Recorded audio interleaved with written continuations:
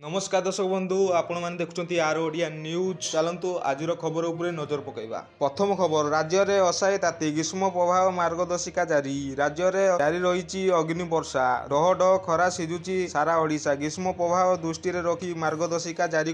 राज्य में परिवहन प्राधिकरण यही मार्गदर्शिका जारी कर मार्गदर्शिका अनुजाई समस्त बस रहिबो पानीय जल व्यवस्था बरफ पैक सहित प्राथमिक चिकित्सा किट ओआरएस बस रे बस स्टपेज पर्यटक विश्राम स्थान जगाई दिज्व जदि कौन बस ड्राइवर अधिक यात्री नेले विरोध में दृढ़ पदक्षेप यात्री राजपथ डिस्क स्थापन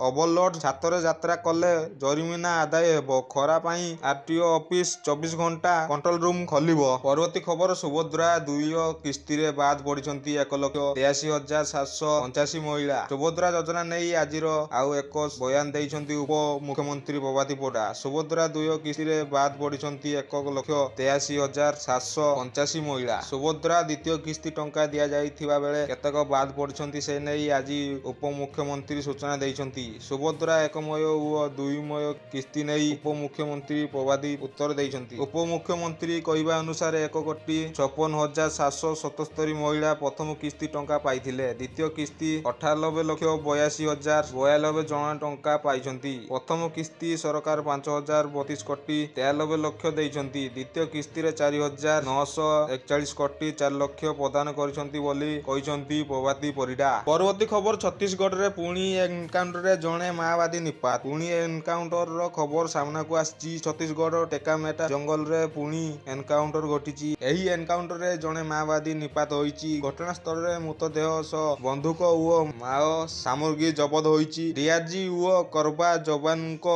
ऑपरेशन जारी रही एनई बीजापुर एसपी सूचना जारी करछंती एहारी मधरे केंद्र गृह मंत्री अमित शाह पुणी थरे घोषणा करिसंती जे 31 मार्च 2024 सुधा देश रे नक्सलवादी मूल पाटन करा जिवो से नक्सलवादी मानको हिंसा पथ छाड़ी शांति एवं विकास पथ बाछिबाकू मध्य निवेदन करिसंती शनिवार छत्तीसगढ़ सुकमा जिला रे सुरक्षा बाहिनी एक ऑपरेशन 16 जन नक्सल निहत हेबा परे केंद्र गृह मंत्री अमित शाह एहाकू 31 मार्च 2024 पूर्व नक्सलवादी समाप्त करिया पई सरकार संकल्पर एक अंश बोली कहिसंती। परवर्ती खबर कालीठू 4 दिन बंद रहिबो श्रीमंदिर रत्न भंडार मरामती चालीछि श्रीमंदिर रत्न भंडार मरामती एस आईन पक्षरु चालिथिबा एही मरामती काम पई पर्याप्त समय मिलु नथिबा बेले स्वतंत्र नीतिकांति लागि भी प्रभावित हेउछि काम पुणी 4 दिन बंद रही मरामती आसंता 31 तारिख श्रीमंदिर श्रीभिजंग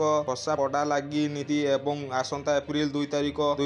रे वन काल लगी नीति संपादन दृष्टि आसंता 31 तारिख ठारू एप्रिल 3 तारिख पई रत्न भंडार मरामती तथा संरक्षण कार्य बंद रहिबो बोली श्रीमंदिर प्रशासन पक्षरु सूचना दिया जाइछि।